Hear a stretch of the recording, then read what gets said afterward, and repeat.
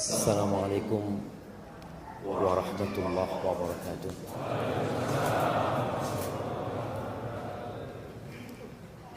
Alhamdulillah alladzi jama'ana 'alal huda wat tuqa. Segala puji bagi Allah Jalla Jalaluhu yang mengumpulkan kita di tempat ini bukan karena acara makan bersama, tapi kita berkumpul di tempat ini karena sama-sama dikasih hidayah sama Allah Azza wa Jalla. Sama-sama ingin menjadi insan yang bertakwa. Karena sejatinya gak ada gunanya kita beramal, tidak ada manfaatnya kita berbuat kebajikan kalau tidak dibarengi takwa. Karena innama yataqabbalullah minal muttaqin. Allah itu hanya menerima dari orang-orang yang bertakwa. Sayang kalau kita capek-capek meninggalkan kesibukan kita, datang ke rumah Allah ini namun tidak didasari takwa. Maka semoga Allah Azza wa Jalla menerima amalan kita dan mengampuni dosa-dosa kita. Nabi Ibrahim alaihissalam ketika membangun Ka'bah, apa doanya? Rabbana taqabbal minna innaka antas sami'ul alim.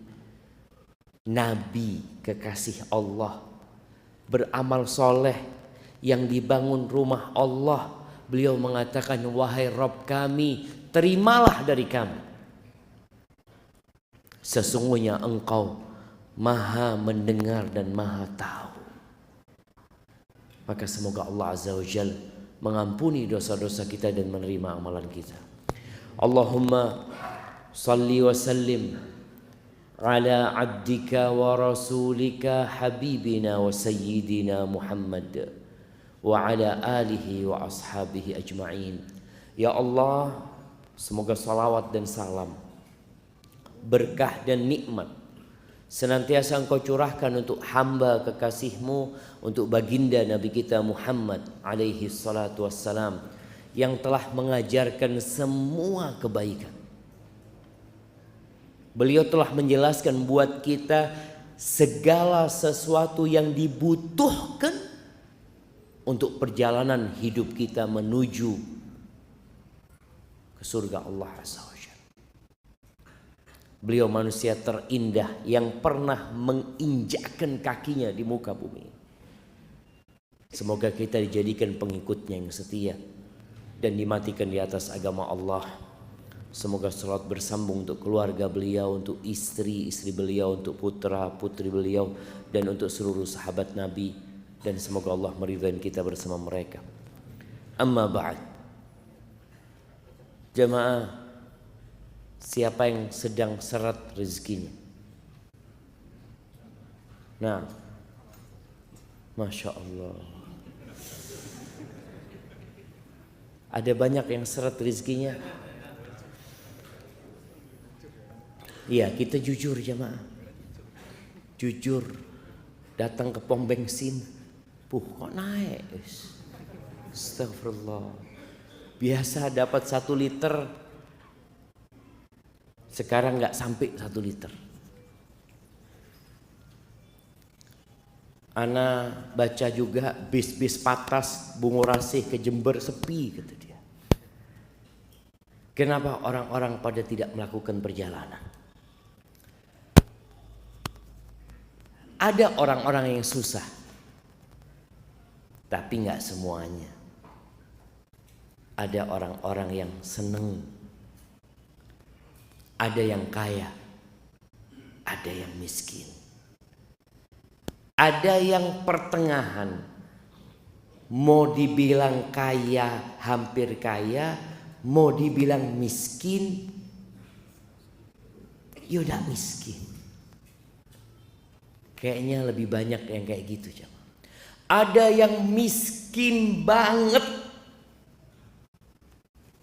yang kita perlu datang ke tempat dia, supaya antum yang sedang kesusahan bersyukur sama Allah Azza wa Jalla.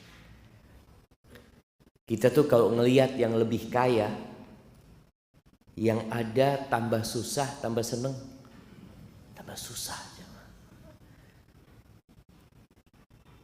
Makanya sering ana sampaikan ya, bagaimana seorang muslim itu harus dekat dengan orang miskin.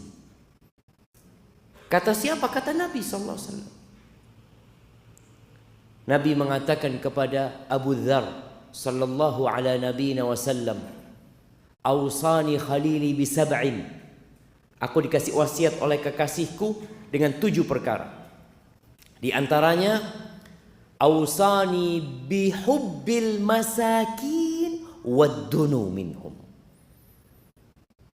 Aku dikasih wasiat agar aku cinta kepada orang-orang miskin dan dekat sama mereka. Bukan hanya cinta, dekat sama mereka. Datang ke rumahnya, lewat rumahnya, berbagi kepada dia. Kemudian beliau juga berwasiat kepada Abu Dzar radhiyallahu taala an, wa ausani an anzura ila man huwa asfala minni. Dan dia memberikan wasiat kepada aku agar aku melihat kepada yang di bawahku, supaya enggak susah. Karena kita lihat dunia ini tempat pamer, tempat berbangga-banggaan.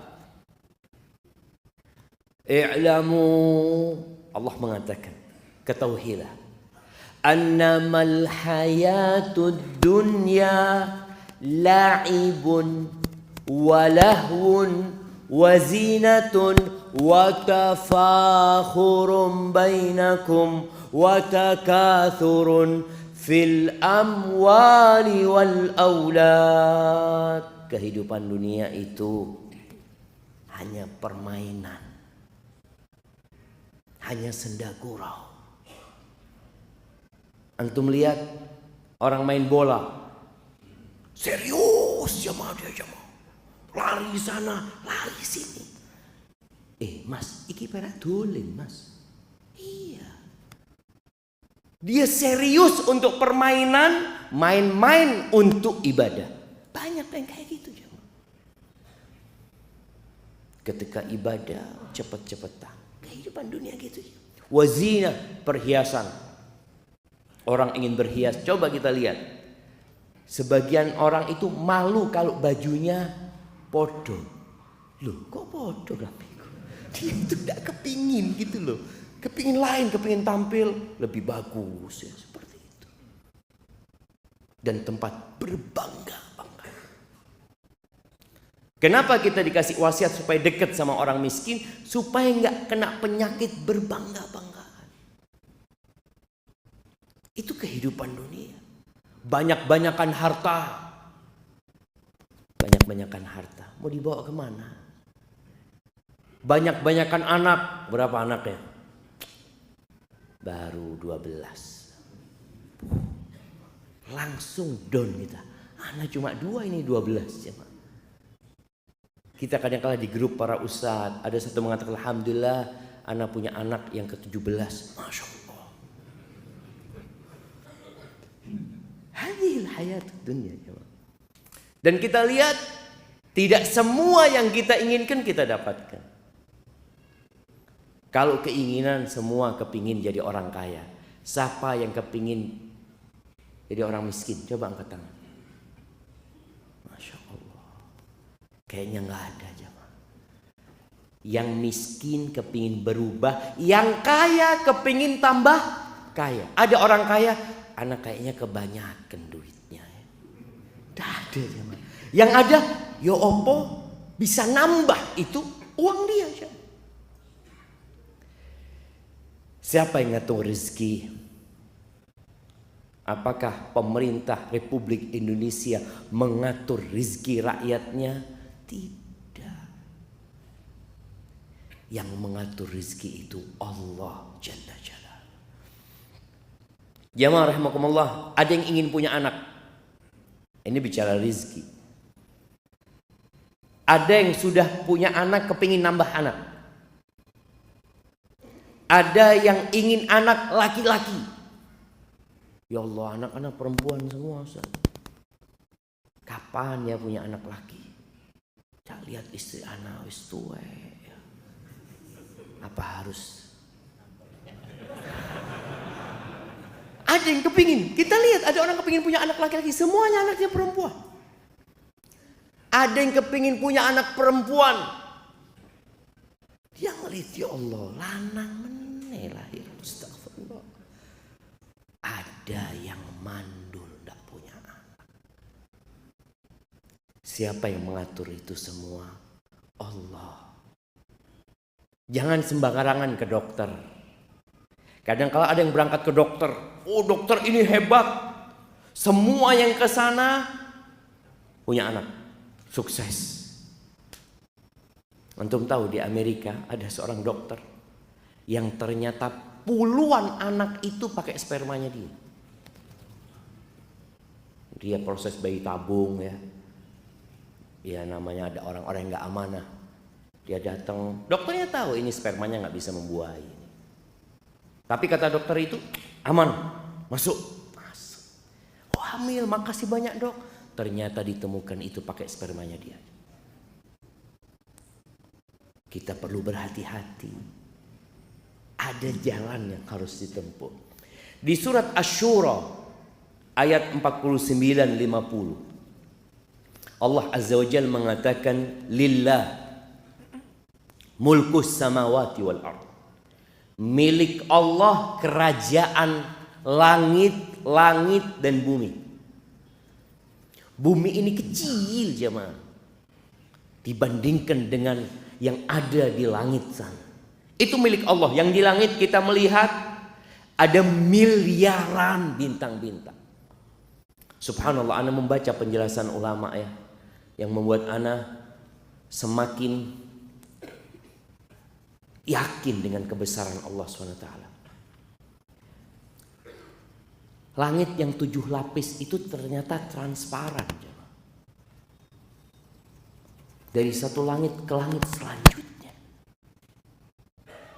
Bintang-bintang yang kita lihat itu tidak semuanya di langit dunia ini.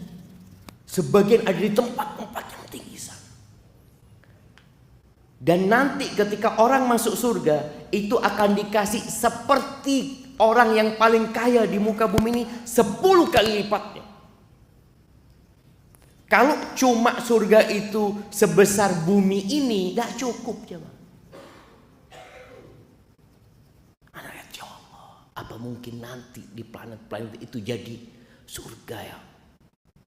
Tapi yang jelas, luasnya surga seluas langit dan bumi. Milik siapa semua itu? Lillah. Makanya orang kalau kena musibah, apa kata dia? Inna lillah. Kita ini tidak dua apa-apa. Kita tuh milik Allah. Yakhluqu ma yasha. Allah menciptakan apa yang Allah kehendaki. Kita kadang-kala kepingin punya anak ya yang kalau minum kopi lewat lehernya kelihatan. Masya Allah. Dilihat, loh kok kalau minum susu kelihatan ya. Kebalikan. Dia kepingin punya anak yang putih tapi tahu-tahu nggak putih. Mirip sopo anak itu. Allah yang menciptakan jemaah. Makanya sebagian orang berpikir saya mau cari istri yang cantik, mau memperbaiki keturunan. Ternyata anaknya melok mbay. Siapa yang mau disalahkan jemaah? Kenapa? Karena yang menciptakan itu Allah Azza wa Jalla.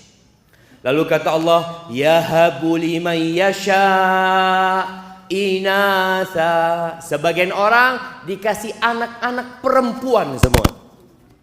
Wa yahabu liman yasha'udz dzukur. Sebaliknya, ada yang semua anaknya laki. Au yuzawwijuhum dzukranan wa inatha. Ada yang anaknya Masya Allah berpasang-pasang. Masya Allah. Ana bersyukur sama Allah, ana punya anak sekarang 6. 3 perempuan, 3 laki. Tapi ada yang anaknya 9, semuanya perempuan. Siapa yang menentukan itu? Allah. Wa yaj'alu may yasha'u aqima. Dan sebagian orang Allah jadikan mandul. Sebagian suami menyalahkan istrinya yang gak punya anak loh. Aku gak bisa berbuat apa-apa. Ya sudah ketentuan Allah. Kata Allah, innahu alimun qadir. Allah itu maha tahu dan maha kuasa. Artinya semua yang mengatur itu Allah Jalla Jalaluhu. Ahibati fillah. Kalau semua orang dikasih rizki tanpa batas. Nih kita bicara rizki sekarang. Yang seret rizkinya, yang tersendat-sendat rizkinya. Kalau semua orang itu dikasih kekayaan seperti Elon Musk. Mas Elon. Iya, dikasih harta kayak Mas Elon. Kira-kira ono sing ngaji ndak? Allah Azza wa Jalla mengatakan, walau basatallahu rizqa li'ibadi, di surat Asy-Syura ayat 27. Walau basatallahu rizqa li'ibadihi fil ardi li'ibadihi la baghaw fil ardi. Apabila Allah membentangkan rizki buat hamba-hambanya, pasti mereka akan membuat kerusakan di muka bumi. Akan bertindak melampaui batas. Karena harta itu ada efek samping buruknya. La baghaw fil ardh. Terus kata Allah, walakin yunazzilu biqadarin ma yasha. Tapi Allah turunkan rizki itu dengan kadar yang sudah Allah kehendaki. Ono takrane. Maka kita lihat subhanallah, ada orang yang di PHK. Pada waktu dia kerja dia dapat gaji 5 juta. Di PHK dia berpikir, ya Allah, ana mau makan apa Pak Ustaz? Tahu-tahu sekarang jadi pengusaha, omsetnya 500 juta. Siapa yang menentukan itu? Allah. Antum di PHK pun dengan takdir Allah Azza wa Jalla. Maka kita perlu berbaik sangka sama Allah yang sedang seret rizkinya, yang sedang tersendat-sendat, padahal bulan depan bayar kontrakan Ustaz. Apa kata Allah? Innahu bi'ibadihi khabirun basir. Sesungguhnya Allah itu maha melihat, maha mengetahui secara detail tentang kondisi hamba-hambanya. Allah tahu antum sedang susah. Terus ya, siapa yang kasih rizki? Allah kan. Ya udah kau minta sama Allah. Datang sama Allah Azza wa Jalla. Ahibati fillah, kita perlu punya iman yang membuat hidup kita tidak menderita. Apakah orang kaya itu berbahagia? Belum tentu. Apakah orang miskin itu berbahagia? Belum tentu. Tergantung kondisi imannya. Ketika seorang beriman bahwasanya rizki itu sudah ditetapkan ketika kita berumur 120 hari. Kita waktu berumur 120 hari dikirim malaikat di perut ibunda kita jemaah, masih janin. Dikirim malaikat, dicatat ajalnya, dicatat rizkinya, dicatat dia syaqiyun au sa'id, menderita atau berbahagia, masuk surga atau masuk neraka, itu dicatat. Ketika kita tahu itu, terus tugas ana cuma berusaha. Makanya kalau cari rezeki cari istri, kalau cari rezeki cari istri. Kalau cari istri yang soleha. Yang antum kalau pulang ke rumah tidak membawa apa-apa, sang istri mengatakan innalillahi wa inna ilaihi raji'un. Loh iya, ini istri bertakwa jamaah. Ini istri bertakwa. Dia nggak marah-marah sama antum. Dia beriman kita milik Allah dan kita akan kembali kepada Allah Azza wa Jalla. Bukankah musibah ketika suami nggak bawa apa-apa? Antum jangan marah. Antum kayak anak mati aja. Enggak, Mas. Anak yakin. Pokoknya antum sudah berusaha maksimal, ya udah. Berarti kita puasa hari ini. Nabi SAW kadang kala pagi kepingin sarapan, datang ke rumah istrinya. Ada yang bisa dimakan, kata Nabi SAW. Kata istrinya, ada air, cuma makanan nggak ada. Nabi mendidik istri-istrinya mengatakan, idzan ana shaim. Kalau gitu hari ini aku berpuasa. Itu jamaah. Bagaimana tatkala rezeki antum tersendat-sendat, amalan antum bertambah. Pahala antum tambah banyak. Ketika antum kerja, sibuk, antum kadang-kadang nggak bisa ngaji. Sejak ana di PHK, Ustaz, alhamdulillah ana selalu di soft pertama, Ustaz. Alhamdulillah, alhamdulillah jemaah. Nikmat yang antum tidak merasakan itu kecuali ketika di PHK. Bayangin bagaimana Nabi SAW mengatakan, "Lau ya'lamun atau lau ya'lamun nas ma fin nida was-saffil awal." Kalau orang-orang tahu pahala menjawab adzan datang ke rumah Allah, ya. Kemudian pahala shaf pertama, la atauhuma walau habwan. Mereka akan mendatanginya walaupun merangkak. Merangkak jalan, berangkang. Sekarang antum bisa datang di shaf pertama. Ada sebagian kita yang nggak pernah di shaf pertama selama hidupnya. Tapi ada sebagian yang selalu di shaf pertama. Masya Allah. Dia mengatakan, alhamdulillah Ustaz, ana selalu di shaf pertama. Karena memang di masjid ana satu shaf yang sholat, Ustaz. Jadi dia itu selalu mau telat shaf pertama tetap. Kita melihat ada masjid-masjid kayak gitu jemaah. Ya Allah, enak ya kalau punya masjid yang cuma satu shaf ya. Jadi walaupun telat shaf pertama, subhanallah, itu orang-orang pada nggak ngerti pahala yang Allah berikan. Maka tatkala rizkimu tersendat-sendat, yang pertama engkau harus beriman kepada Allah dengan takdir. Itu salah satu rukun iman. Nggak akan sempurna iman antum. Antu'mina bil qadari khairihi wa syarrihi. Engkau beriman dengan takdir yang baik dan yang buruk. Sebagian kita kalau sedang sukses, apa yang dia katakan? Subhanallah Ustaz ya, memang gak sia-sia usaha anak. Oh, antum sukses ini takdir loh. Loh, bukan usaha anak. Berapa banyak orang yang berusaha kayak antum gak sukses? Antum pernah lihat, antum pernah merasakan orang mancing jemaah. Mancing di kolam yang sama, dengan umpan yang sama. Yang satu seret, oleh meneng. Antum perbaiki, lempar lagi, dia narik lagi. Masya Allah, kata dia. Apa masalahnya? Usaha dia, ketakwaan dia, lah takdirnya dia. Maka di sini jangan sampai antum ketika sukses antum lupa dengan takdir. Yang antum ingat usaha, perjuangan, sekolah, ilmu, pikiran. Oh enggak, itu takdir Allah kasih sama antum.